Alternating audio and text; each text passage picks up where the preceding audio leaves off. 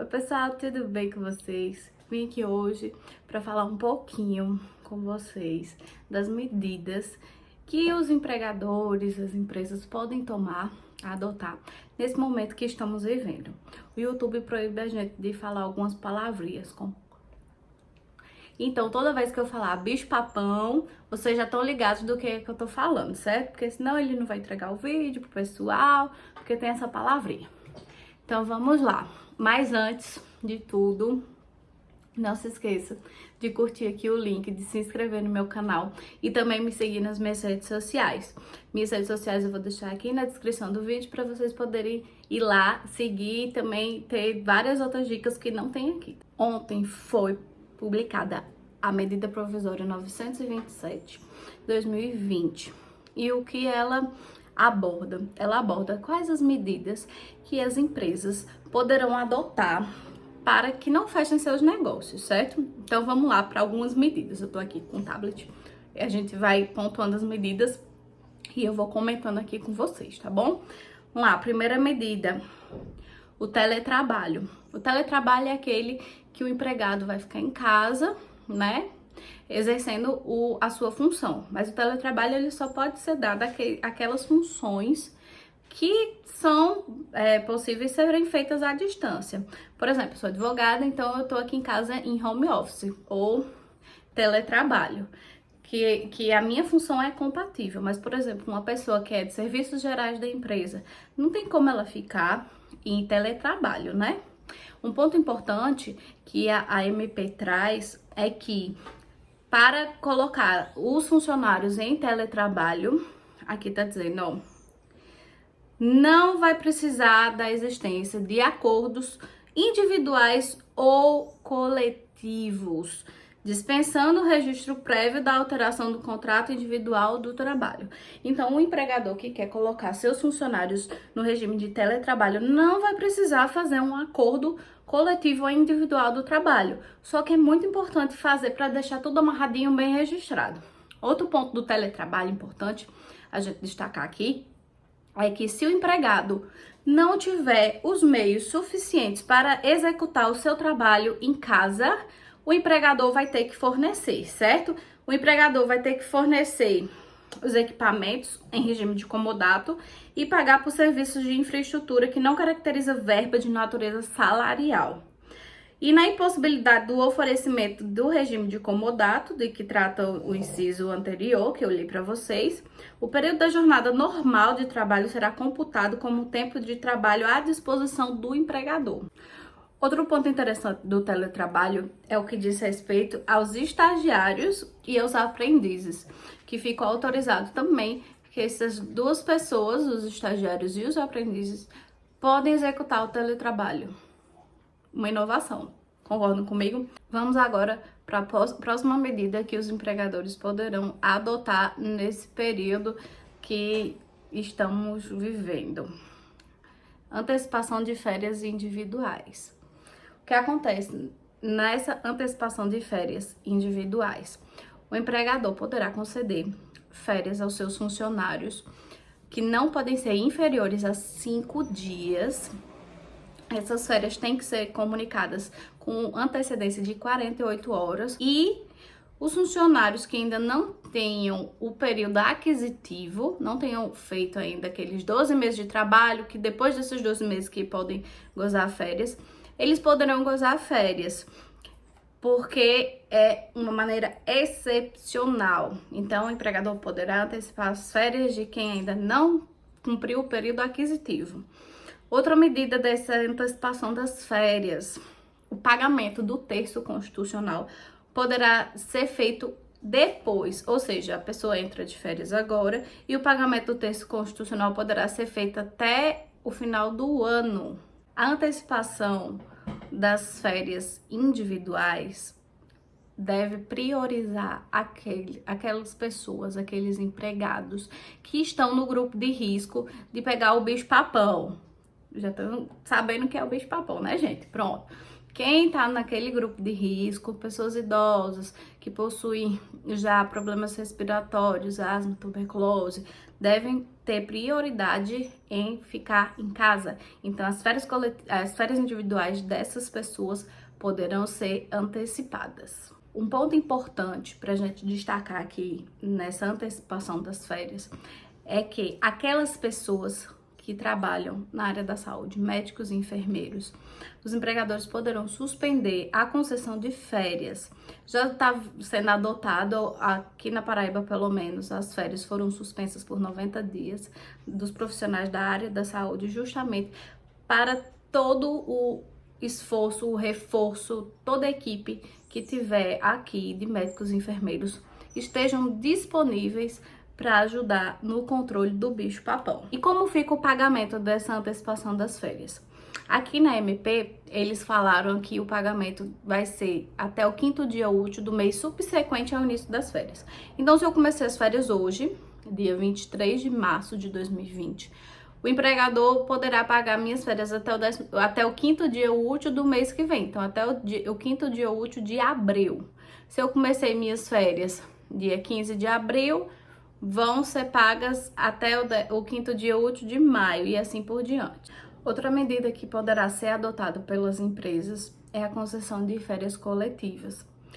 Caso a empresa opte por conceder férias coletivas aos seus funcionários, deverá ser comunicado com um prazo de antecedência de 48 horas. E aqui a MP está dispensando a comunicação das férias coletivas ao Ministério da Economia e também aos sindicatos da categoria. Próxima medida: aproveitamento e antecipação de feriados. Aqui, o empregador poderá antecipar alguns feriados aqui que vão ainda correr no ano, só que esses feriados não podem ser os religiosos, certo? Então, o que não for feriado religioso poderá ser antecipado pelo empregador. Mas, para o empregador poder antecipar esses feriados, ele deverá comunicar com antecedência de 48 horas por meio escrito ou por meio eletrônico os seus funcionários, certo? É o que diz aqui a MP.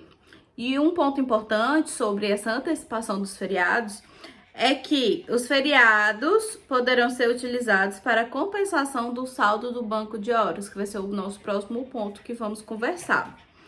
Além disso, o aproveitamento dos feriados religiosos dependerá da concordância do empregado mediante manifestação em acordo individual escrito.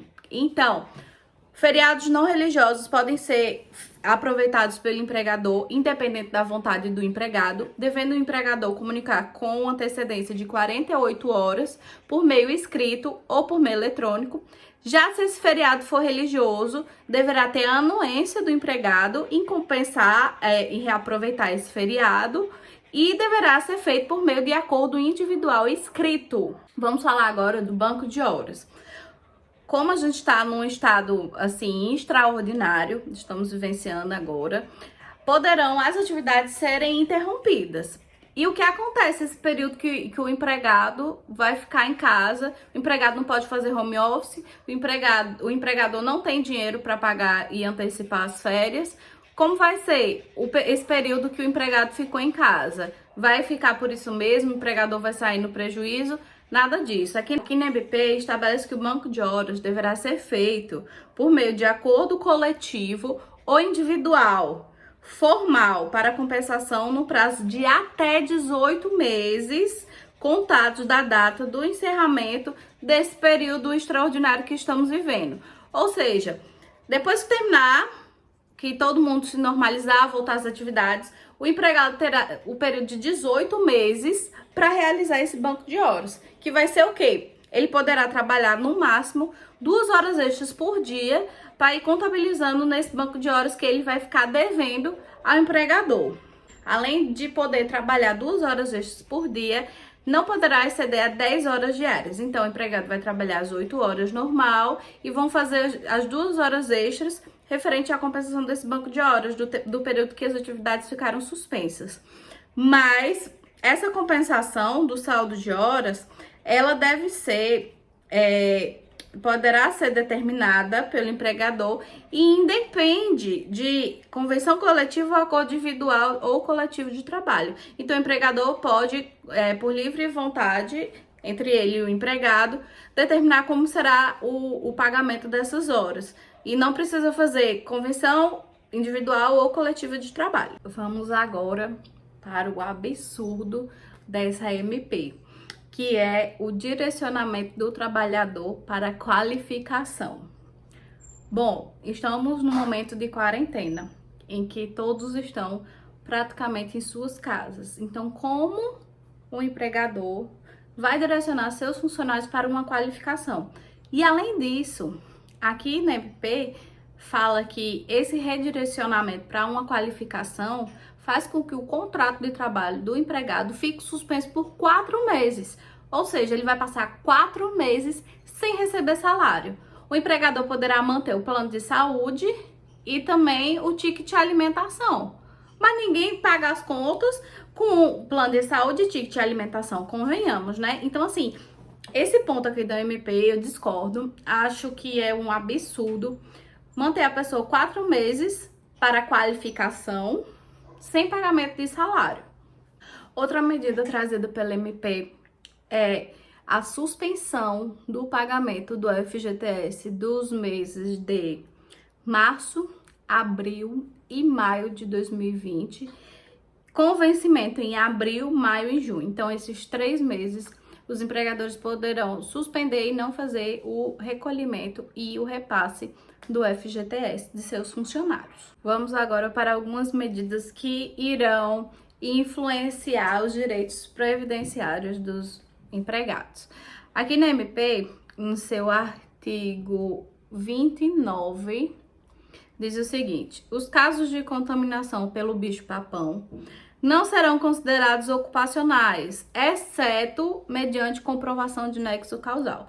Ou seja, o empregado é do âmbito da aviação, uma aeromoça, por exemplo, e ela se contaminou, deverá comprovar que essa contaminação adveio do exercício da sua atividade profissional. Caso contrário, não será considerado como uma doença ocupacional ou um acidente de trabalho, para fins previdenciários e também trabalhistas, né, gente? Convenhamos. Outro ponto que atinge os trabalhadores referentes aos seus direitos previdenciários é a questão do abono, que é o 13º, que a gente chama, certo? O que acontece? O 13º de quem está recebendo o benefício esse ano, auxílio-doença, auxílio-acidente, aposentadoria, pensão por morte ou auxílio-reclusão, ele será adiantado, isso mesmo.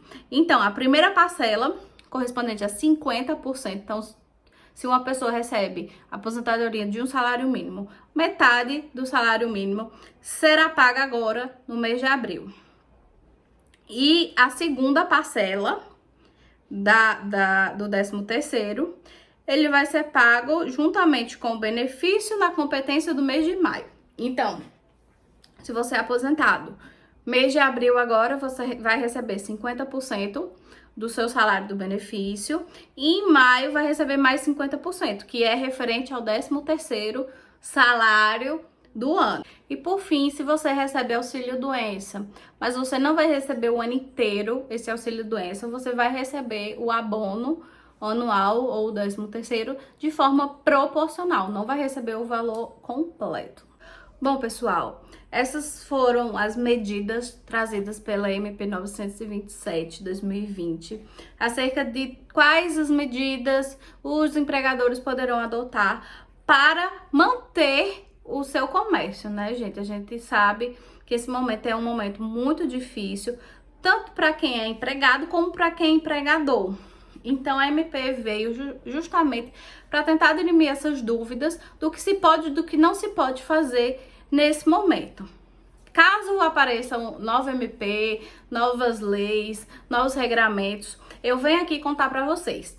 Mas antes de terminar esse vídeo, não esqueça de curtir aqui o vídeo, dar o likezinho, se inscreve no canal e me siga nas minhas redes sociais. Eu espero vocês no próximo vídeo.